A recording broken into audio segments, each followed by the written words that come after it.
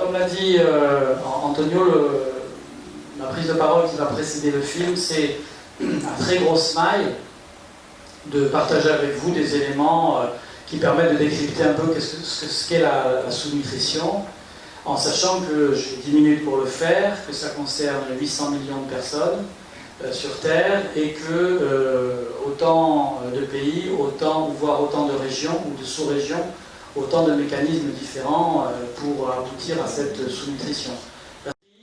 Parce que nous recevons juste une dose alimentaire ric-rac, mais nous perdons trop. Nous perdons trop de cette nourriture, soit parce que nous sommes atteints de maladies dysentériques, d'amybiase, de diarrhées diverses et variées, parce que nous vivons dans des pays où ces maladies sont omniprésentes dans nos boissons, par exemple, soit parce que nous sommes parasités par des ténias et d'autres vers qui vont nous spolier d'une large part du peu de nourriture que nous recevons déjà.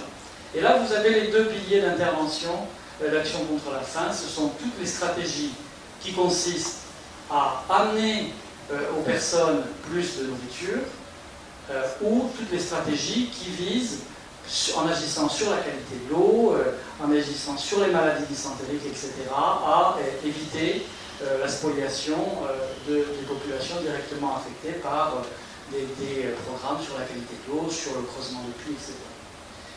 Il y a un concept clé ce soir dans les débats que j'espère on aura après tout ça, c'est le concept de sécurité alimentaire. Qu'est-ce que c'est que, quelles sont les circonstances qui font que nous, la population, une partie de la population de Nîmes ce soir, nous sommes ou nous ne sommes pas en situation de sécurité alimentaire. Pour que nous soyons en sécurité alimentaire, il faut que 4 conditions soient réunies. D'abord, il faut qu'il y ait une disponibilité de nourriture. C'est-à-dire qu'il faut que nous ayons la possibilité, que nous ayons autour de nous des denrées à consommer.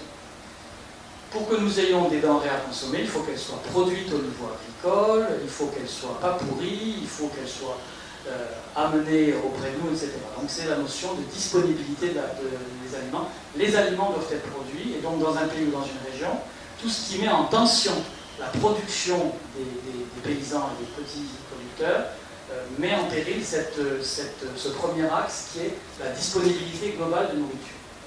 Deuxièmement, il faut que cette nourriture étant présente dans notre environnement, il faut qu'elle nous soit accessible. Si les marchés sont remplis de légumes et de céréales, mais à des prix qui les rendent totalement inaccessibles pour moi, c'est donc la question de l'accessibilité. La nourriture est là, mais je ne peux pas y accéder.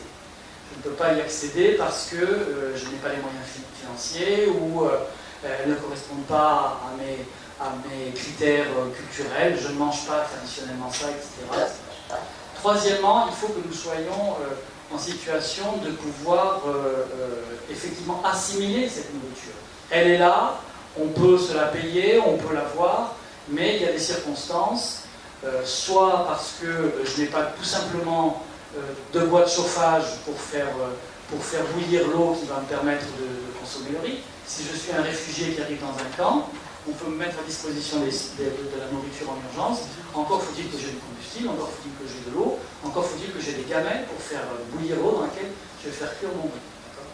Ça, c'est les circonstances les plus caricaturales. Mais il y a des situations aussi où je peux ne pas profiter de la nourriture parce que je suis dans un état psychique qui fait que je n'ai pas envie d'aller vers cette nourriture. Soit je suis très déprimé, tous les syndromes traumatiques qu'on connaît bien chez les réfugiés qui ont connu des situations extrêmes, soit c'est la maman qui est traumatisée et elle va avoir tendance à délaisser son enfant par syndrome dépressif grave que font des jeunes mères qui ont vécu des événements hallucinants.